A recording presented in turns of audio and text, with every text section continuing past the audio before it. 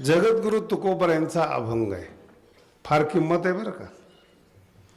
मोठी माणसं जे असतात ना ती नाव घेऊन बोलत नसतात. हा फार महत्त्वाचा विषय आहे. अनेक अभंग आहेत जगद्गुरु तुकोबरायांचे. शृंगारिले बाळ खवतुके अनेक ठिकाणी आहेत. पण असं मोठ्या माणसाचं नाव घेत नाहीत. असं दुरून उल्लेख असतो. प्रेम आदरामध्ये आहे. ज्या दिवशी प्रेमातला आदर संपला त्या दिवशी तुमची सोडचिठ्ठी झाली, तलाक झाला. जोपर्यंत आदर आहेत एकमेकाबद्दल, एकाचा नाही म्हणत मी बरं का, एकाचा नाही म्हणत, एकमेकाबद्दल आदर जोपर्यंत आहे तोपर्यंत ती मिठी घट्ट आहे, तोपर्यंत सुख आहे, तोपर्यंत आनंद आहे. जगाने कितीही जरी कष्ट दिले तरी ती एकत्रितपणा जो आहे, आदर जो आहे तो सुटत ते जीवनामध्ये. आणि तो आदर इतका महत्वाचा आहे. आदराने प्रेम वाढतं. बोलताना सुद्धा मजा येते हो. आदराने जर तुम्ही टोमणा मारला ना तर नवरा हसल्याशिवाय राहत नाही. टोचून बोललं तर ते टोचलेलं लागत नाही, त्याला आदर मानतात कुठल्याही बोलण्यामध्ये. आणि डायरेक्ट शिवी दिली ना तर आपलं अंतकरण आपण बाहेर काढतो. छत्रपतींचे तुम्ही पत्र वाचा, ती जी भाषा आहे, त्यांचं जे बोलणं आहे, आदरयुक्त बोलणं आहेत. अहो आदराने त्यांनी महाराष्ट्र जिंकलाय महाराज. आदराने. युद्ध हा भाग जीवनाचा आहे, पण माणसं गोळा करण्याकरता आदर दिखावू नको, आतून पाहिजे आदर. पुन्हा सांगतो तुम्हाला, खासदार होतात, आमदार होतात, ही आदर जितका असेल. आमच्याकडचा एक आमदार आहेत, तो 40 वर्षापासून आमदार आहेत. तर ते हैदराबादला गेलो होतो. ते हैदराबादच्या आमदारांनी त्यांना विचारले, अहो आम्ही तर 10 वर्ष टिकू शकत नाही, तुम्ही 40 वर्ष आमदार आहेत, असं काहीतरी द्या आम्हाला. काही नाही म्हणे, 10वा आणि स्मशान ह्या 2 गोष्टी कधी सोडायच्या नाहीत. तुम्हाला मरेपर्यंत लोक विसरणार. आदर कुठं द्यायला पाहिजेत, कुठं उभं राहायला पाहिजेत. पैसे न देता निवडून येतात. काही काही लोक त्यांना पैसे देतात की आम्ही तुम्हाला निवडून देतो. आदरामध्ये ताकद आहे, आदरामध्ये महत्व आहे. आपण विसरतो, हे आदर देणं विसरतो. आदर पाहिजे बरं. पुन्हा मला भाषाला आपली कशी नोट चालली पाहिजेत, पण दुसऱ्यांनी आपल्याला कोरी दिली पाहिजे. मानसिकता कळाली का? आपण काही बोललो तरी चालेल, पण दुसऱ्यांनी आदर केला पाहिजेत. असं होत नाही. विष्णू सहस्त्रनामामध्ये भगवंताचं वर्णन करत असताना 3 शब्द वापरलेले आहेत. अमानी मानदो मान्य. भगवंत स्वतः अमानी आहेत, मान न घेणारे आहेत. अमानी. मान मिळाला काय न मिळाला काय, अमानी आहेत. अमानित्व ज्याला म्हणतो आपण विष्णू सहस्रनामामध्ये. अमानी याचा अर्थ असा नाही की तुम्ही दुसऱ्याचा अपमान करा. काही काही लोक योगायोगाने चहा घेत नाहीत. अनेक कारणं असू शकतात. पित्त असेल, साखर चालत नसेल म्हणून सोडला असेल, पण त्या सोडण्याचा सुद्धा अभिमान आहे. मी चहा घेत नाही. अरे असं का बोलतो, नकोय म्हण ना. मी जरा सौम्य भाषेत बोललो बरं का. एक महाराज माझ्या बरोबर होता, शिक्षण कमी होतं, अहंकार जास्त होता. योगायोगाने त्याला कॉफी आणून दिली, तिने असे मोठे डोळे केले. म्हणलं काय झालं रे? मला कॉफी? म्हणलं नेमकं काय पाहिजे तुला? दूध पाहिजे. गोड बोल ना जरा, दूध द्या, मला कॉफी नको. डोळे मोठे करून बोलू का त्याला काय बोललो ते? तू म्हणलं काय जावं का त्या घरातला? जे देतात ते घे, ते आदर आहे. लक्षात ठेवा, जे देतात ते घ्या, आदराने दिलेले. मागून भीक मिळत असते. मागू नका. कळत न कळत तुम्ही भिकाऱ्याच्या लाईनीला गेलेले असतात. तुम्ही कितीही मोठे असा, देवाकडे जरी गेले तरी तुम्ही भीकच मागत असतात. ती वृत्ती जात नाहीत. कितीही दिली तरी ते भिकारीच आहेत. मागू नका, आदर द्या. अमानी मानदहा, मान देणारे. भगवंताचं वर्णन आहे बरं का. भगवंत अमानी आहेत, पण आलेल्या माणसाला मान देतात, मानदहा, आणि म्हणून ते मान्य आहेत.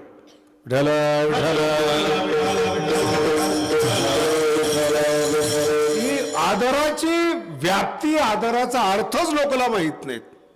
आदराने जग जिंकता येतं महाराज, आदराने लोकांच्या हृदयात स्थान मिळवता येतं. दिलं गेलेलं काही नसतंय.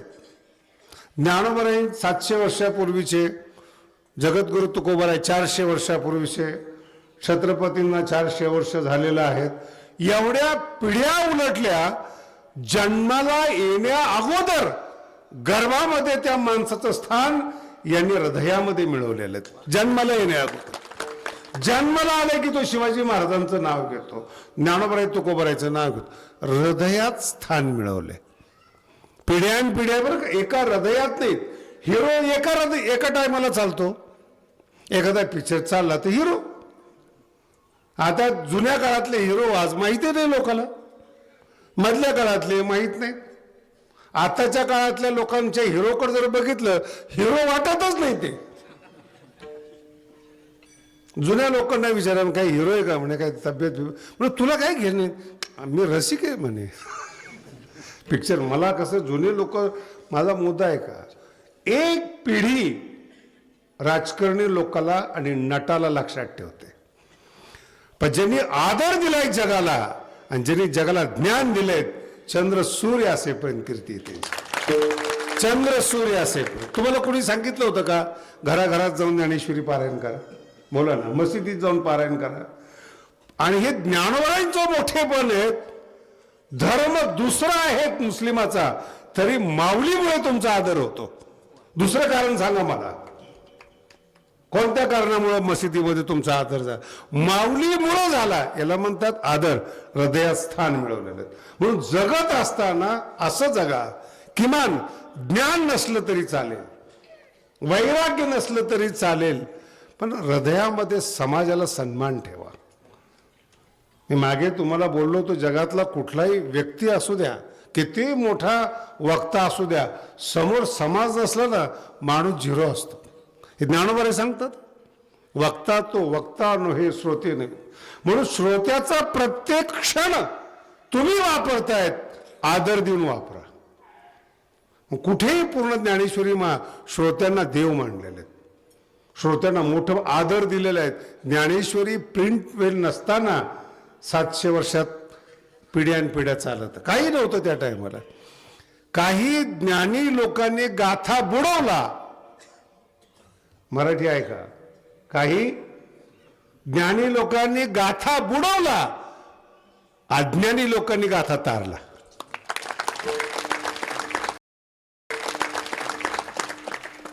बेकार आढी बर काही. ज्ञानी मनुष्य स्वतः दुखी असतो, कळायला अक्कल आली ना, दुखी असतो, आणि दुसरा असला सुखी पाहवत नाही तो.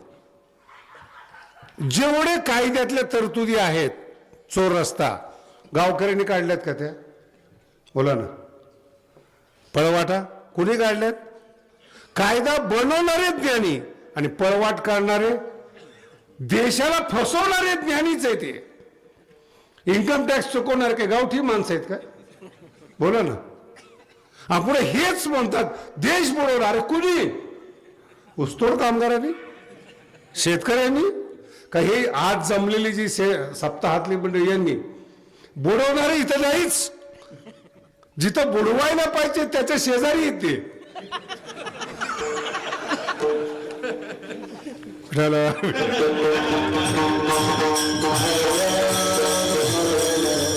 याच्या पुढे बोललो तर मर्यादा भंग होईल. आदर द्यायला शिका. ज्ञानी आहात ना, आदरयुक्त ज्ञान नसल्यामुळं तुमचं विष तुम्हाला त्रास देतं. ऐकत चला, फार छान विषय आहे. ज्ञान आहे, पण ज्याला ज्ञान आहे त्याला समाधान नाही. कायम अहंकारी, कायम टेन्शनमध्ये, कायम फुगलेला. त्याचं ज्ञान त्याला जर समाधान देत नाही, जगाला काय समाधान देणार आहे? जो जन्माला आलेला ज्ञानी तो त्याच्या आई बापाला सांभाळत नाही, त्याने गाव काय सांभाळायचं? देश काय सांभाळायचं त्यांनी? ज्यांनी उपकार केले त्याचे उपकार मानले जात नाहीत, जगावर काय उपकार करणार आहेत?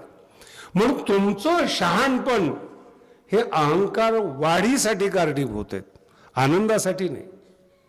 ज्ञानोबांचं जे ज्ञानीपण आहे ना, अभंगाच्या पहिल्या चरणात, अभंगामधले जे चरण आहेत ते असे आहेत, ज्ञानियांचे गुरु आहेत. सगळं जग अध्यात्मातलं गुरु पुढे झुकतं आणि श्रीमंत लोक राजा पुढे झुकतात. एक फाईल, एक नोटीस, का तुम्हाला अटक करू नये, तुमची चौकशी, किती साधं पत्र आहे, हा अधिकार राजाला आहे. म्हणून जगातला सगळ्यात श्रीमंत माणूस घाबरत असेल तर तो राजाला घाबरतो, आणि शिष्य कितीही विद्वान झाला तो घाबरत असेल तर गुरुला घाबरतो. की दोन श्रीमंती, एक भौतिक श्रीमंती आहेत आणि एक आध्यात्मिक श्रीमंती आहेत. तुम्ही माझ्या समोर बसलात ना, दोन अंगाने आहेत. एक जेवण केलं तर भौतिक शरीर तृप्त होतं, आणि जर चांगलं ज्ञान असेल ना, हृदय तृप्त होतं. आईचं जे नातं ना, आईचं नातं इतकं गोड आहे. आईला मुलाकडे पाहिल्यानंतर कळतं की दुःखी का सुखी आहे, हा पहिला टप्पा. आणि जेवता जेवता प्रत्येक घासाला, तुम्ही निरीक्षण केलं नाहीत, प्रत्येक घासाला त्याची तृप्ती वाढते. तसं तसं त्या मुलाचा चेहरा उमलतो, त्या उमलण्याबरोबर आईच्या चेहऱ्यावरचा आनंद पसरतो. मुलगं जेवलं ना, आई ढेकर देते महाराज. हे आतलं जग आहे. एकदा मोठा झालात ना, आतल्या जगाला तुम्ही वंचित होतात. हे दुर्दैवी मोठेपण आहे. कोणी विचारत नाही तुम्हाला, किती कष्ट करा, नातेवाईकाचे किती करा. राजा भर्तृहरी सांगतात, पोळायचं असेल ना, नातेवाईकाला जवळ करा. कोण सांगते? विक्रमादित्याचे मोठे भाऊ, उज्जैनीचे राजे. हे नातक होते, किती जग तुम्हाला मान देईल, पण नात्यातले लोक तुम्हाला म्हणणार आमचं अजून करायचं राहिलंच आहेत. मोठा झाला म्हणून काय, आम्हीच केलंय ना. एक जण तो उलटा म्हणला, तो कसा मोठा झाला मला माहिती आहे. काय बोलतो? कसा मोठा झाला मला माहिती आहे. मग तू का नाही झाला? आपल्याला ते करायचं नाही. काही भाषा आहे बोलायची आपल्याला. ते मी ना, हे गरीब लोकांच्या तोंडातून फार ऐकतो बरं का. माफ करा काय बोलतोय तुम्हाला, गरीब लोकांच्या तोंडातून फार ऐकतो. मुळात गरिबामध्ये विनम्रता नाही म्हणून श्रीमंत होत नाहीत. गरिबातला सगळ्यात मोठा दोष आहे. कोणताही दुकानदार जो श्रीमंत होतो 12 तास बसतो दुकानावर, त्याची तपश्चर्या बघा. एका दिवसाकरता बसत नाही तो, आयुष्यभर तो दुकानात 12 तास. कंपनीचा मालक बघा, दिवस रात्र गाडलेला असतो कंपनीमध्ये. कामगार लोक 8 तास ड्युटी करून झोपतात, मालक नाही झोपत. आणि आजच्या काळातले जे कंपनीचे मालक आहेत ना, त्यांची इतकी वाईट अवस्था जगाची नाही आहेत. आता आपल्याकडे संध्याकाळी ना अमेरिकेत सकाळी, आपले 10 वाजले की अमेरिकेचे फोन सुरू होतात त्याला, कारण त्याचा धंदा तिथं पण आहे, त्याचा धंदा लंडनला पण आहे, भारतात पण आहेत. ह्या वेळा सांभाळून त्याला जगावं लागतं. आणि मग तो श्रीमंत होतो, मग हेलिकॉप्टर घेतो. आणि हा कसा कमवला मला माहिती आहे. येडे का काय? कसा कमवला म्हणजे आयुष्य नाही. त्याने सन्मान करा त्याचा. म्हणून या अभंगात वर्णन आहे, महाराव. राव होण्याकरता वेळ लागतो, रावाचा राव होण्याकरता, महाराव होण्याकरता वेळ लागतो. आमचे ज्ञानोबराय महारावाचे मोठे राव आहेत. कारण की जयाचे द्वारी अंगी ऐसे वर्णन करत असताना अंगी ऐसे बळ, शरीर कसं असावं हे ज्ञानोबरायकडून शिकण्यासारखं आहे. जगातली सगळ्यात मोठी श्रीमंती हे शरीर आहे जगातली.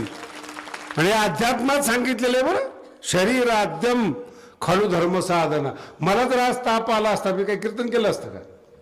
ताप न येण्यासाठी क्षमता लागते, ती तुम्हाला टिकवायलाच पाहिजे. म्हणून ज्ञानोबराय काय म्हणतात, अंगी आहे. पहिलं तर शरीर चांगलं पाहिजे. शरीर जर तुमचं चांगलं नसेल, तुमचं मनस्वास्थ्य चांगलं असू शकत नाहीत. तुमचं डोकं दुखू द्या बरं, योग्य निर्णय घेऊ शकाल का तुम्ही? योग्य चिंतन मांडू म्हणून शरीर महत्वाचं आहे. ज्ञानोबा शरीराच्या बाबतीत काय सांगायचं तुम्हाला, इतकं गोड वर्णन नामदेव महाराजांनी माऊलीकडे पाहिल्यानंतर केलेलं आहे. उगवला खांब कर्दळीचा गाभा हे ज्ञानोबांचे शरीर आहे. आणि मला अजूनही कळत नाही, हे जे ज्ञानी लोक आहेत ना, ज्ञानोबाला पाहिल्यानंतर तोंड फिरवायचे, हे प्रतीक आहे महाराज, हे प्रतीक आहे. आजही ज्ञानी लोकांना पाहिल्यानंतर तोंड फिरवतात. ज्या बच्चा तेरा कल्याण हो त्याच्या पाया पडतात. ह्याच्या बापाने ठेवलं काय कल्याण? लक्षात ठेवा काय बोलतोय. ज्या देवाची आपण उपासना करतो भगवान श्रीकृष्ण, तो पहिल्यांदा कर्मयोगी आहे. पहिल्यांदा आयतं खाणारा नाहीये, आयतं खाऊन देणारा नाहीये. कोणाची उपासना करतो आपण? भगवान कृष्णाची. कृष्णम वंदे, त्यांच्या शरीराकडे बघा तुम्ही. भगवान कृष्णाच्या या जगात हसणारा एकमेव देव म्हणजे भगवान कृष्ण आहे, ज्याच्या हातात संगीत आहे, दुखणं नाही आहे. बाकीचे देव पाहिले जर विनाकारण टेन्शन मध्ये दिसतात, हसणं नाही, काय नाही, एकदम असं. मी एकाला विचारलं, एवढं सिरियस काय देव? मग शास्त्रीचे जरा नीट बोला, ते सिरियस नाही आहे, ते ध्यानमग्न आहेत. म्हणजे कुणाचं ध्यान करतायत ते माहित नाही म्हणे आम्हाला, नाही कळालं. कुणाचं ध्यान करतात माहित नाही. मग तुम्ही ही मूर्ती काय ठेवली? परंपरा. हे फार शब्द वाईट.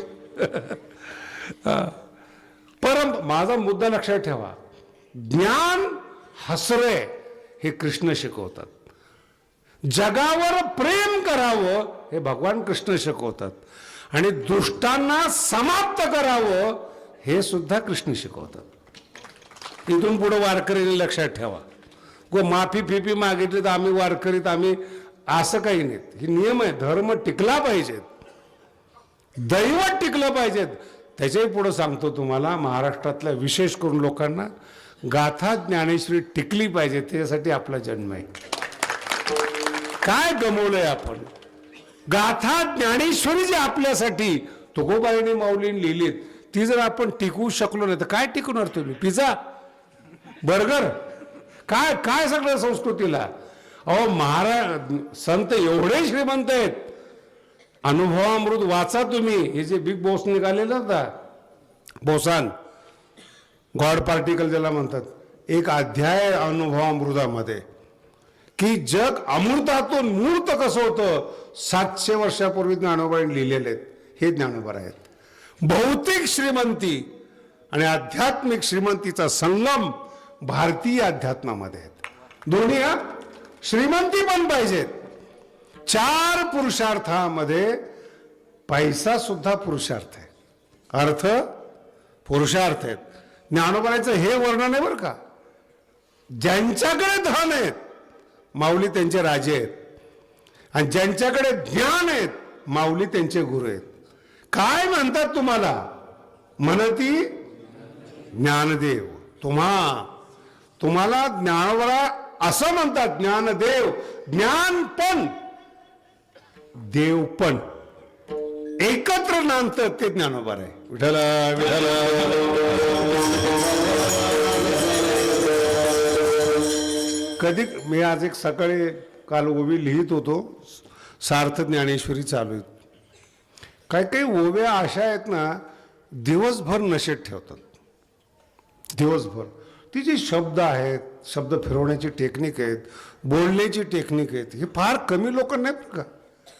आपण आहे ना 2-3 गोष्टीलाच बांधलेला असतो. मी आता समाजामध्ये जेव्हा निरीक्षण करतो तेव्हा माझ्या लक्षात येतं, जेवणावर लोकांचं एक जास्त लक्ष आहे आणि दुसरं लक्ष आयत्या पैशावर आहेत. तुमच्यामध्ये जर पुरुषार्थ असेल ना, कोर्टातच जायला नाही पाहिजेत. लक्षात ठेवा. बाप दादाने जमीन घेतलेली असेल आणि त्याच्यात वाटा पाडण्यासाठी आपण कोर्टात जातो. बापाचे आहोत का? कळते का? जमीन कोणाची आहे? बापाची. त्यांनी कमवलेली आहेत, वाटण्यासाठी तुमचे भांडणे. एवढे गरीब पोरं त्या बापाने जन्माला घातले का की किमान आहे ती जमीन सोडून द्या, ते कमवू शकत नाहीत एवढी अपंगपणा आपल्यात नकोय. कधीतरी मोठे मोठे लोक आहेत बघा, कोर्टात केसेस का बघा बरं. आज ज्यांचं जगात सगळ्यात मोठं साम्राज्य आहे नेटवर्कमध्ये, ते दोघं भाऊ बसले आणि जमीन काय वाटून घेतलं कमी जास्त, कोर्टात गेले का ते? केवढं मोठं साम्राज्य, मी कीर्तनात नाव नाही घेत त्यांचं. वाद गेला नाही तिथं आणि लगेच दुसऱ्यांदा कमवायला सुरुवात केली. ही शिका. आपण शेतकरी आहोत, आपल्याला हे ज्ञानोबाई शिकवतात बरं का तुम्हाला. शिका. गेलं आज तुम्ही भांडून घेतलंय, उद्या तुमचा मुलगा टिकवेल कशावरून? म्हणून त्याला शिकवताना पुरुषार्थ शिकवा.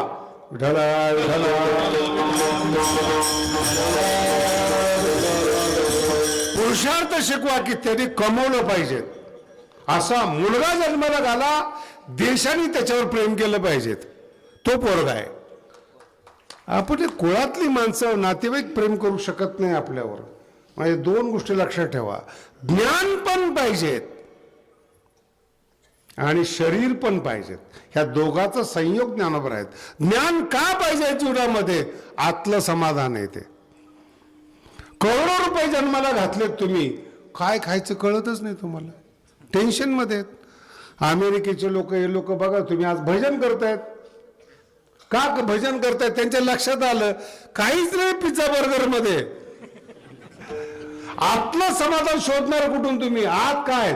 आतला परमार्थ ज्ञानोबाई शिकवतात जगामध्ये. आतला परमार्थ मी अभिमानाने सांगतो बरं का. काही गोष्टी माझा अभ्यास आहे आणि अनुभव आहेत, माझी श्रद्धा आहे, हा भाग वेगळा आहे. पण ज्यावेळेस मी अध्ययन करत होतो त्यावेळेस माझा साईड विषय वेस्टर्न फिलॉसॉफी होता आणि मी अभ्यास करत होतो. न्यायाचार्य मी संस्कृत शिकत होतो, संस्कृतचे पेपर होते. हे दोन्ही हाताळलेत. एका ओवीची बरोबरी होत नाही हो, एका ओवीची. एवढे ज्ञानोबा मोठे. हा माझा अनुभव आहे. हे का सांगतोय तुम्हाला? जिथं मी न्यायाचार्य झालो मुंबईला, आजही तिथं 1000 कोटीची प्रॉपर्टी. कुठलाही संत, नीट ऐका, एवढं वाक्य लक्षात ठेवा, कुठलाही संत, कुठलाही देव गरिबीत जन्माला आलेला नाही. कान उघडून ऐका.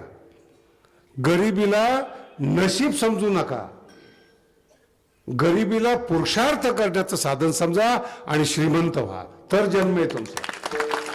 कुठलाही संत, 8 पिढ्याची तुकोबरायांची श्रीमंती आहे, ते तुकोबरा आहे म्हणून ते गाथा लिहू शकतात. देवगिरीवर महाराष्ट्राचा पहिला राजा बसला होता, रामदेव. देवगिरीवरचं पहिलं महाराष्ट्राचं राज्य, पहिला राजा, आणि त्याचे प्रधान ज्ञानोबारायांचे पंजोबा होते. ते कुळ येते, DNA मोठे आहेत महाराज ज्ञानोबारायांचे. उगा असं कुठंतरी जन्माला आले आणि तिथून मोठे झाले असे नाही येते. 8 पिढ्याची ज्ञानोबारायांची श्रीमंती म्हणून ज्ञानेश्वरी कार आहेत.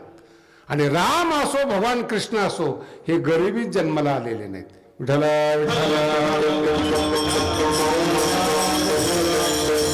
गरिबीला तकदीर आणि नशीब समजू नका, आपल्या वागण्यातले दोष आहेत म्हणून आपण श्रीमंत होत नाही. मुंबईला जाणाऱ्यांची संख्या बघा, संपूर्ण बाहेरून लोक येतात, मुंबई श्रीमंत होतात. ज्यांची मुंबई ते काय करतायत? ते ओरडतायत आमची मुंबई. अरे गेली कुठं? तुम्ही श्रीमंत झाला असता. माझ्या डोळ्यात एकाची गोष्ट आहे, मूळ मुंबईमधली माणसं, माधवबाग एरियातली माणसं खोल्या विकल्या नवी मुंबईत राहायला गेले. आज मुंबईत मराठी माणूस नाहीये महाराज. एक एक गाव जर सांगितलं मी तुम्हाला, तुमच्या लक्षात येणार नाहीत काय परिस्थितीत. सगळ्या गिरड्या 81-82 आपल्या मुंबईमध्ये होत्या आणि सगळ्यात जास्त साताराची लोक होते. आणि मी कीर्तन करत होतो म्हणून मी अनुभवलंय.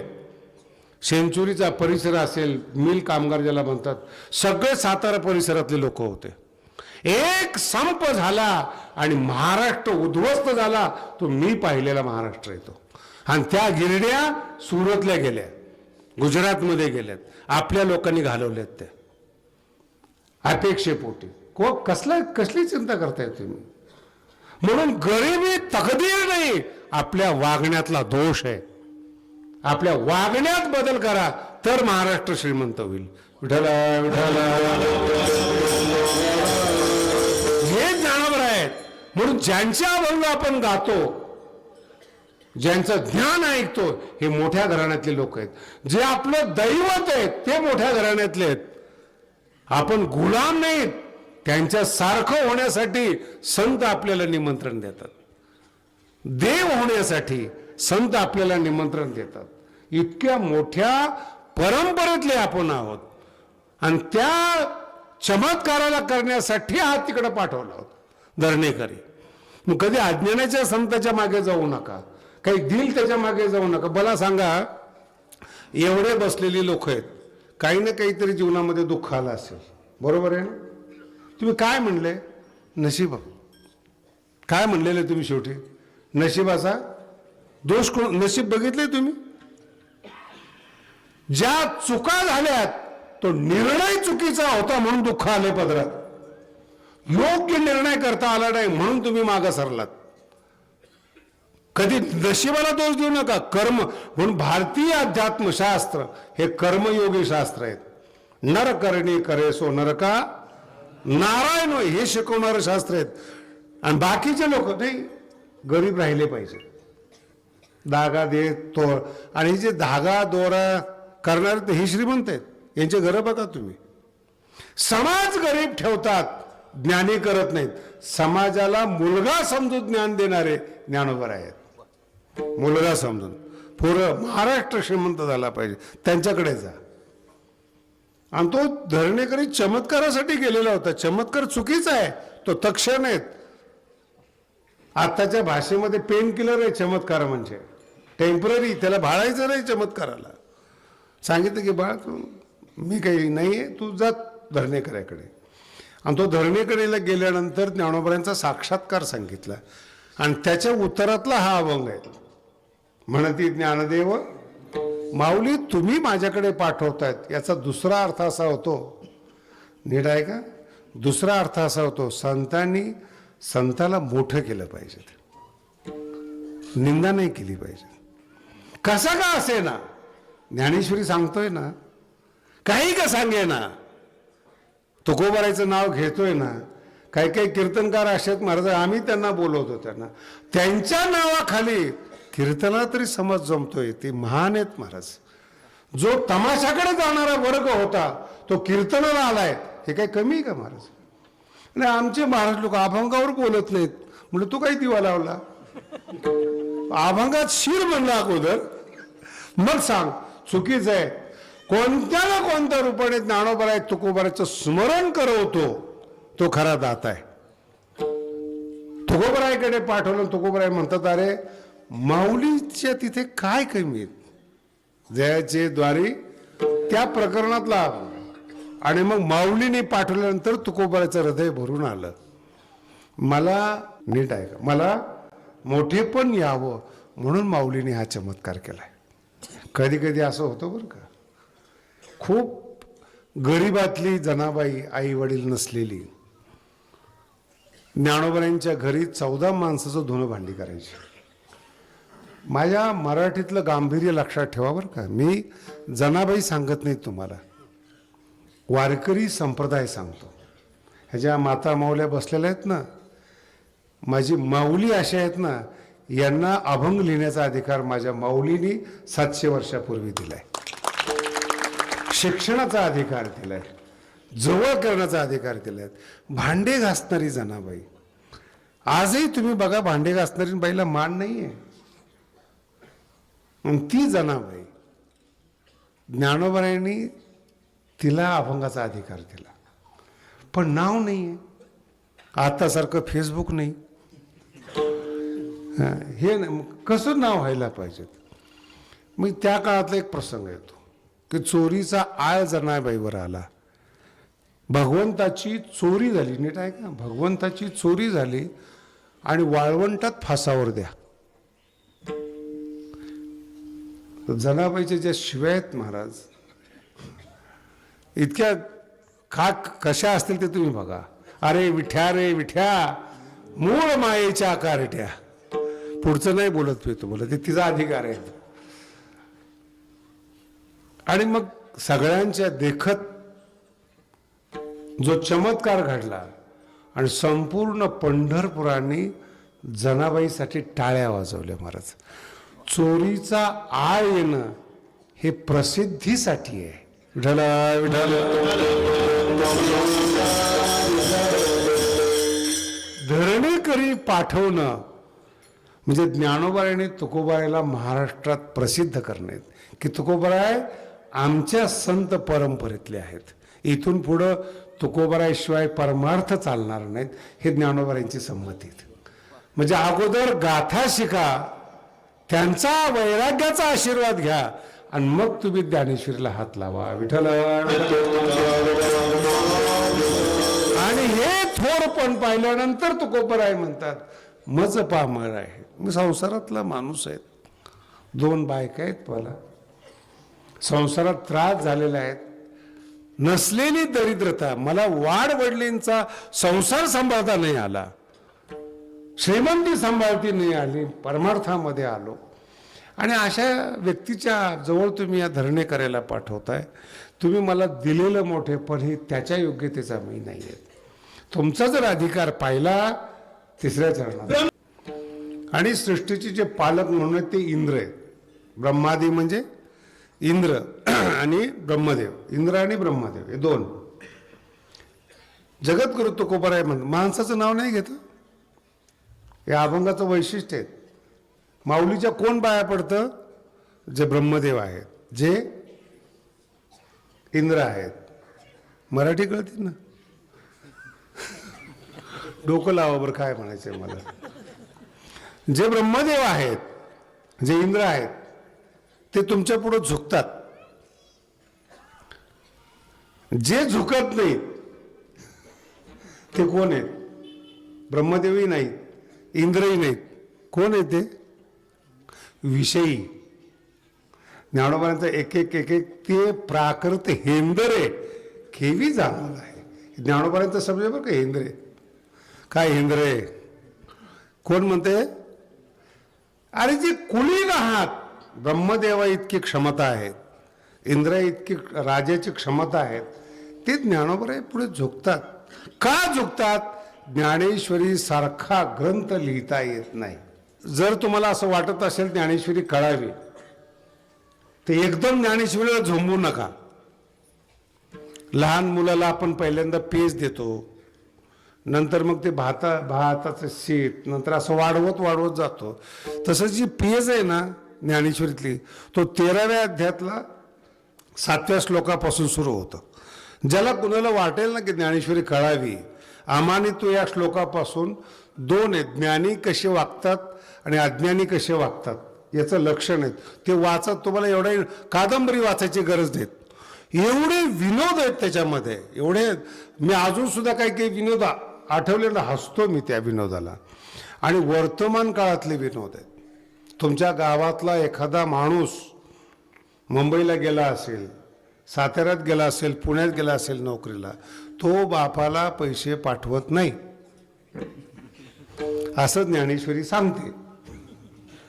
मग त्याला जर आई वडिलांनी सांगितलंय की अरे तुला एवढं मोठं शिक्षण दिलंय, मोठं केलंय, मुंबई पुण्याला नोकरीला आहे, जरा काही पाठव. ज्ञानोबाराय ज्ञानेश्वरी तो जे बोलतो ते 700 वर्षापूर्वी लिहिलेत. काय सांगायचंय? इथं मला रूमचं भाडं एवढं आहे, खर्च एवढा आहे, इकत एवढं घ्यावं लागतं, एवढं कडक करावं लागतं. ज्ञानोबारायचे माय बापा दावी निदारपण. आई वडिलाला आपली गरिबी सांगतो, काय हाल चाललेत माझे शहरामध्ये राहून, भाडं बघा, प्रत्येक गोष्ट एकत घ्यावी लागते. ज्ञानोबाराय तिथं हळूच लिहितात. बायकोनी काहीही मागितलं तर कमी पडू देत, कुठली अवलाद आहे ही? बोला ना. ही ज्ञानेश्वरी आहे. खेडेगावातल्या अजूनही बायका नवऱ्याच्या पुढे नाहीयेत. अजूनही खेडेगावातल्या बायका नवऱ्याच्या पुढे नाहीयेत. आणि एकही नवरा शहरातला असा नाही जो बायकोच्या मागे नाही. ते जे म्हणेल ते ही ज्ञानेश्वरी आहे. साच आणि हो स्त्रीचे आशेक. ज्ञानोबाराय काय खरं आहे हे तिने ठरवायचं. ते जे सांगेल ते सत्य. खोटे का खरे? तुम्ही खेडेगावातले, तुम्हाला काय अनुभव आहेत? जर कपडे बदलून नाव असेल तर भास वेगळं आहे. माय बापा जावे गोत्र कुटुंबावंची पाहुणे जर गेले ना हॉटेलमध्ये थांबवतो असं मी म्हणतोय. नाही तो हॉटेलमध्ये सुद्धा थांबवतो, तो म्हणतो आमच्या घरी जागा नाही आहेत.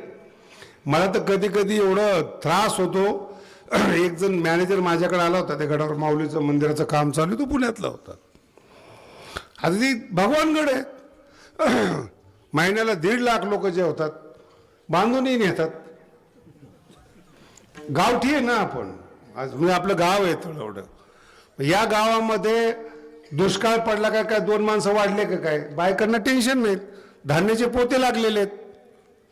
शहरामध्ये डब्यात पीठ आहे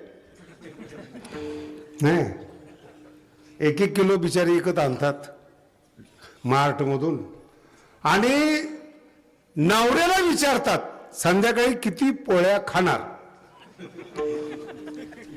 कमी पण नाही खायचं आणि जास्त पण त्यांनी खायचं.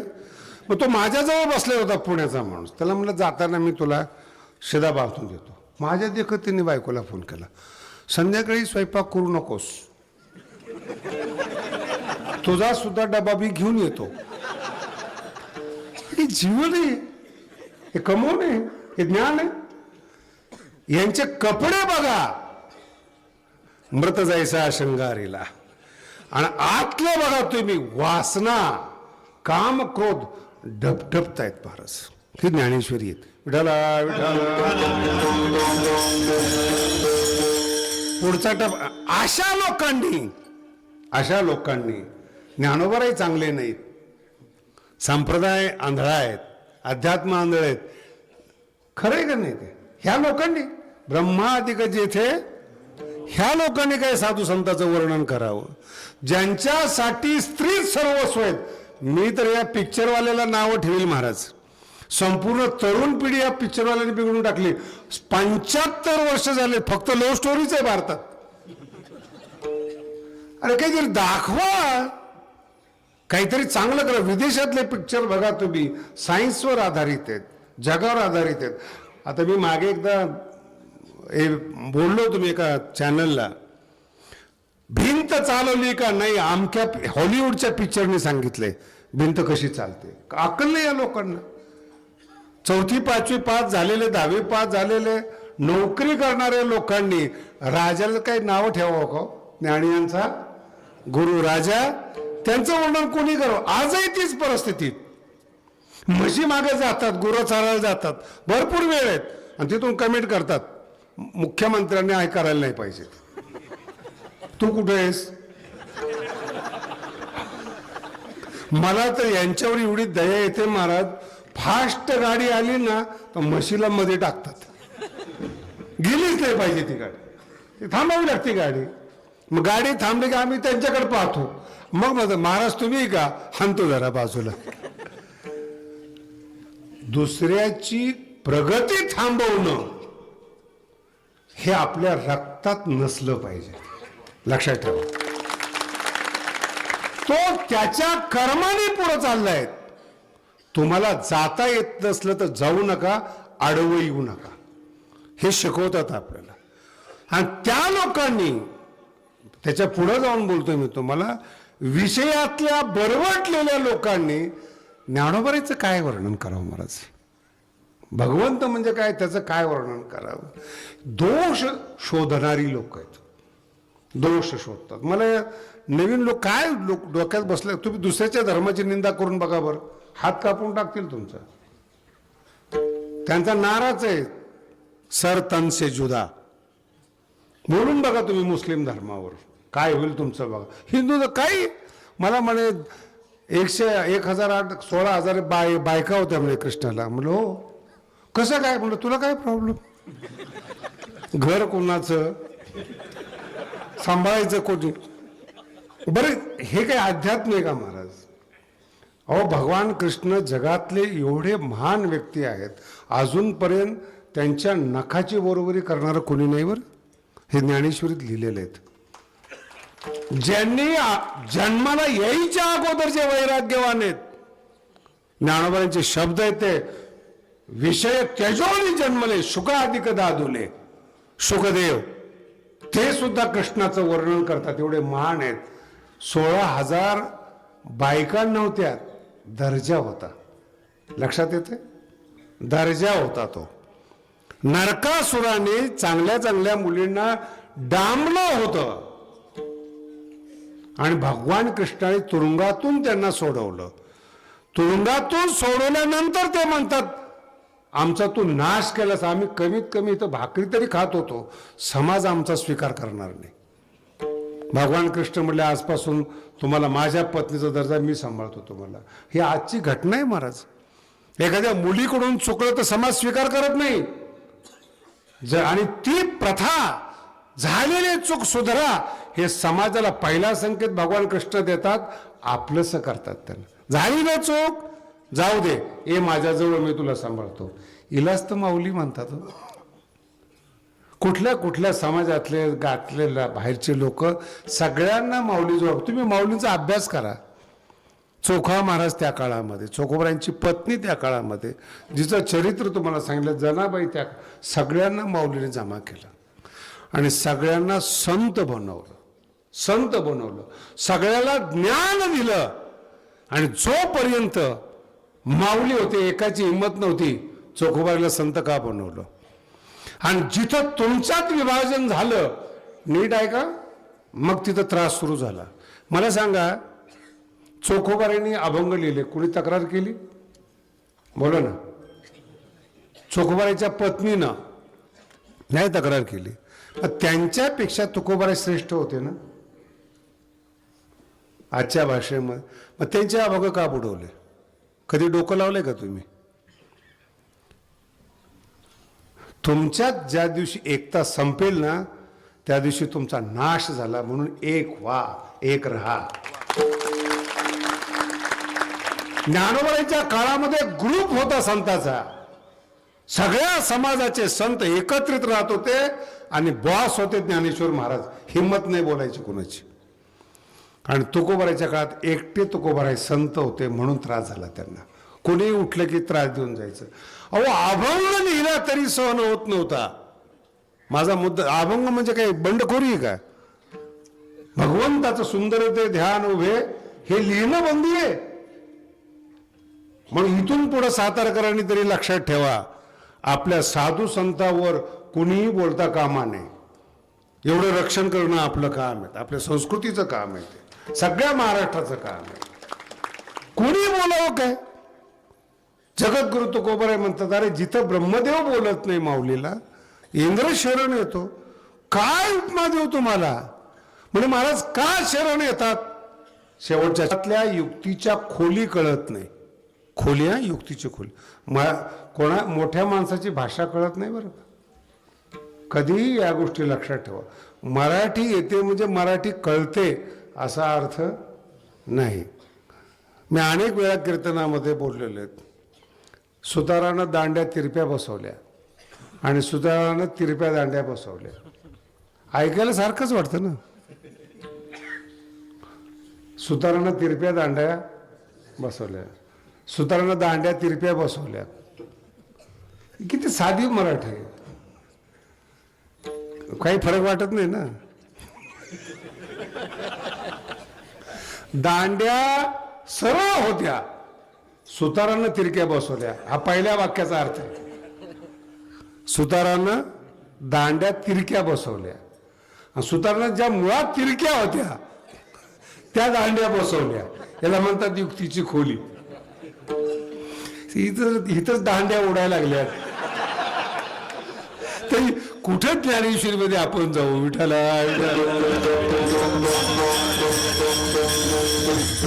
अशा हजारो उदाहरण आहेत मला ज्ञानेश्वर. युक्ती शब्दातली खोली कळत नाही. तेच कीर्तन आहेत. भाव अक्षराची गाठी, त्या गाठी सुटत. वाकडा शब्द बोललेला असतो, कळतच नाही तो. मागे एकदा रामायणाबद्दल बोललो होतो, त्यातला एक प्रसंग फार गोड आहे. रामचंद्र प्रभू वनवासात जात असताना कोणत्या आईला आवडेल बरं आपला मुलगा वनवासात जायला पाहिजे? कौशल्यापर्यंत जाणं हा भाग वेगळा आहे.